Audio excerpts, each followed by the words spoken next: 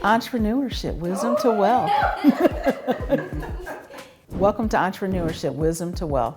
I'm Regina Davis, your host. Welcome to season 2. And today we actually have a very special guest here in the studio. It's actually my makeup artist. So this is Janai Johnson with Makeup by Janai. Good evening. So she's the one who we've been doing this for a little bit now. You do all my makeup, so just wanted to bring you on. Well, thank you for having me. Yeah, this is a business, so you are an entrepreneur. So tell me, how about an icebreaker first? Okay. How about that? What celebrity would you like to work with and why? I would have to say Beyonce. Okay. Because if I'm going to go for a celebrity, I want to go for, the gusto. I think Beyonce's level of creativity is unmatched, and her execution is just always so on point, and it just inspires me. So I would definitely choose Beyonce. Okay. All right. So tell me a little bit about first, when did you decide that this was what you wanted to do? I decided that I wanted to be a makeup artist when I would say about 18. I had my first paid makeup job, and I was just like, I want to do this forever. I enjoy myself. So what kind of makeup that you do? There's all different types of makeup, and you and I have talked about this before. There's theatrical kind of makeup. There's just what is your expertise and what do you like? I would say that my specialty is soft glam. Okay. So I love to do makeup for special occasions that are on camera, such as occasions like this, filming the glamorous woman, an everyday look, but with a twist of glamour. Okay. That's my specialty. When you say, it's a two-part question, when you say soft glam, for those who don't know what that is, because I don't do makeup, right. Never been in that, arena, can you kind of let those who don't know what soft glam is, and going back to what Regina asked about that niche, have you always had this thought or idea or this notion that you have a certain skill set to kind of put you in this position? I have always had the notion that I had a specific skill set. I didn't honor it as much so. I think because I was from a small town, or I am from a small town, Grand Rapids, and when I first started doing makeup, I was pretty much begging people to get their makeup done. They're like, I'm not going anywhere, why do I need my makeup done? And that's how I developed my specialty, which was more so natural makeup, because I started out just, enhancing women, making them look like a better version of themselves or a more polished version of themselves for like a special occasion. And then I'm like, okay, sis, we got you here. Now let's take it up a notch. Let's pretend like it's your wedding, or let's pretend like you're a new show host, and we want to give you even more glam. So I would say if I had to paint a visual picture for soft glam for someone who's unfamiliar with makeup, it would be something like what Regina is modeling. It's very polished, it's very finished. It has a slight bit of shimmer in certain areas, but she doesn't look like she's going to like a drag show, or the makeup is not overpowering her. It very much speaks to her natural, the assets of her face, her natural eye shape, lip shape. Nothing is like overdrawn or, no shapes are really elaborated or anything like that. Let me ask you this. Yes. Now, in today's society, this type of culture that we live in, you have young ladies that may want to take on, they want your look. They want Regina's look, that shade, like you said, is there a limit that you want, I said, I'm not going to do anyone that's young, because you don't want them to have that impression that they're older than what you want to make them to be. Have you ever run into that? I'm an artist at heart, and I'm very much so a creative person, and I strongly believe in honing creativity, even if it's at a very young age. And I think makeup is something that washes off. Okay. But I think that once a person sees their self in such a creative way or in a new light, it's very empowering. So I don't think that there's an age limit necessarily. It might not be appropriate for school or for certain settings, but they can experiment and have fun and then just wipe it all off, take a picture and take it off. So I'm all for the younger kids, younger women, and nowadays it could be a younger boy. I don't discriminate. It's their own choice. And if that's how a child wants to express their creativity, there's so much to learn from doing so at a young age. But actually, when you're with makeup, I mean, Patrick could actually use some makeup too, right?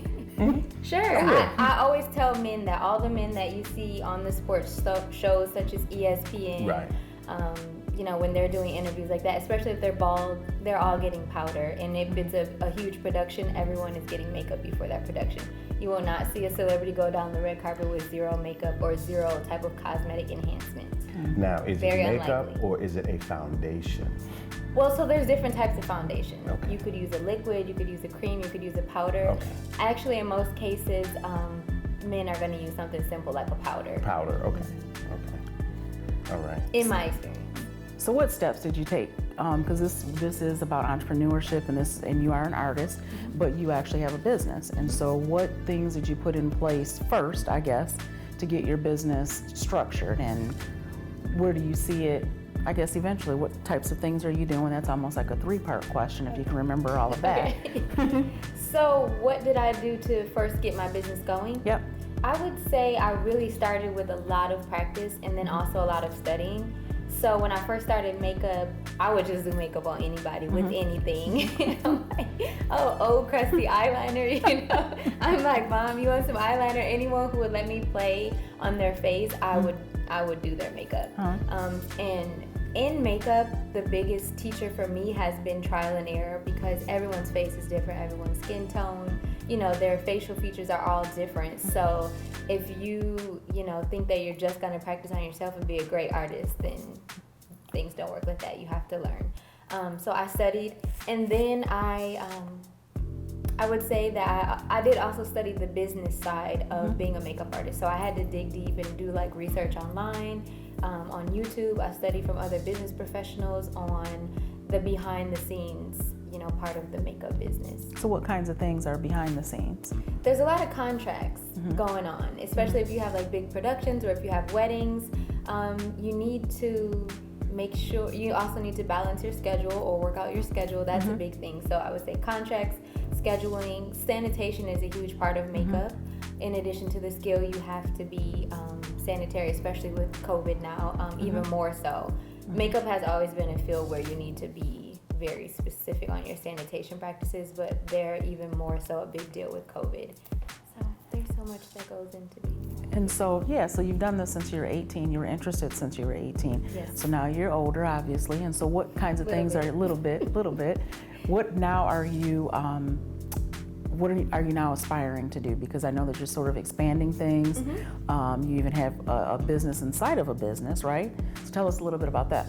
So I've actually started a staffing company. So it's Makeup by Janai and Company. And this is for other artists who are looking for jobs, because I have been in the makeup artist arena in the city that I live in for so long. I get a lot of makeup jobs, but I can't clone myself. I can only be in one place at once. So I've started to send those jobs to other artists, which is great, because then I can kind of create jobs within the city, and also people can trust my representation that they're going to get an artist that is tenured or seniored experience and will kind of live up to the expectation that they would have if I was there.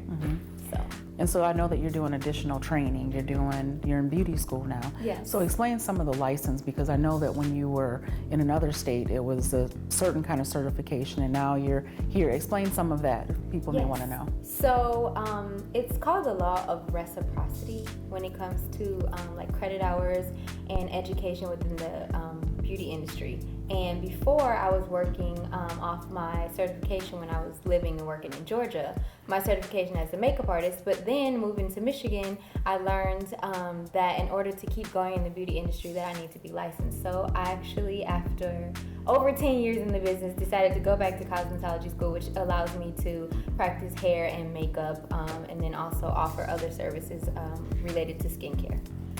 Pretty awesome stuff. So how can we actually get in touch with you? You can get in touch with me by visiting my website, and it's makeupbyjanai.com. And you can also send me an email, which is makeupxjanai@gmail.com. And also, where's that other place where we see a lot of your makeup Instagram, right? Oh yes, you can. You can follow me on Instagram and Facebook, and those handles, social media handles, are Makeup by Janai as well. You can also visit my Google storefront or my Google page, where you can read reviews about the services that I've offered, and you can see that I actually have a 5-star rating on both Facebook and Google, which I'm very proud of. So, yeah. Do you do any pop-up? Yes, so I was doing some makeup one-on-one classes and some like smaller classes, but I stopped doing that with COVID. And so now, actually, this is something else that I'm expanding my brand to. I'm starting my cosmetic line. I did an eyeshadow palette, and I was really nervous to do that, and then it sold out right away. So I was like, maybe I should do this again. So I'm going to be starting my cosmetic line, relaunching that, and then doing some classes centered around the products that I'm going to be launching. Okay, all right, that's cool. Okay. Yep. Thank you so much. Yeah. Very informative something. information. Yeah, it is. Thank you. Oh, this is entrepreneurship and it is wisdom to wealth. So what sort of wisdom would you like to give just someone who's thinking about your industry? What sort of thing can you give them to aspire them? I would say if I was going to give a makeup artist inspiration, I would say to take yourself very seriously and study your craft and just go for it. Go big. It's very possible to be a working makeup artist. You just got to go for it. Well, thank you so much for coming. This is our first guest actually in the studio, but you'll see more of Janai's work